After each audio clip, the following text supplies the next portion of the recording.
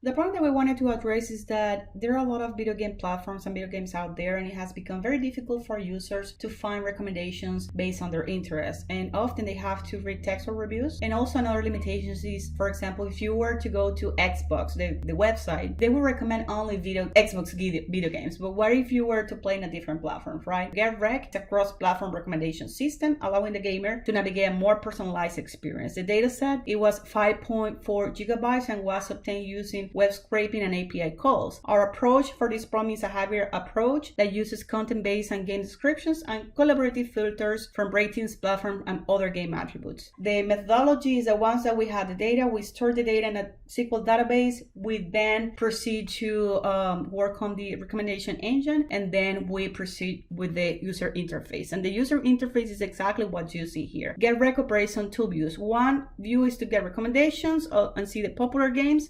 That's the view that you see here, in which you will use the tags, the genre, and you will hit the show me theater games, and it will populate a list of the recommendations here on the left. And the second view is the one that you see here, which is to submit ratings. Basically, it's called Rate It Yourself.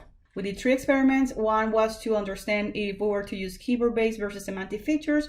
We chose 2 game descriptions, 871 words, and we were able to see that using TF-IDF was better than using WordNet. This plot shows you the time elapsed in seconds of running this experiment. Basically, WordNet took longer, 200% times longer than TF-IDF. And because we had some time constraints and more than 4 million features, we proceed to choose the one with the best speed and performance, which was TF-IDF.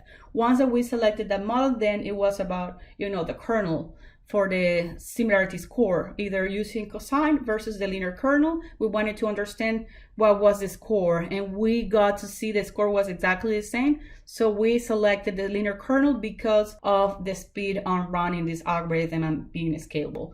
The last experiment was a system evaluation and trust. And what we did here is we had similar games in Google Play and GetRec, and we compared these two systems. We basically went in GetRec and type in Space Marshals to see the recommendations that we will get there. And as you can see, we have Space Marshals 2, Space Marshals 3, Zen Work, and other games. And then we went to Google Play and compare with the recommendations of Space Marshal, and we got to see similarities: Space Marshal 2, Space Marshal 3, Center Work, and other video games. So this obviously gave us a lot of trust in implementing this, because it increases the trustability for users in getting new recommendations.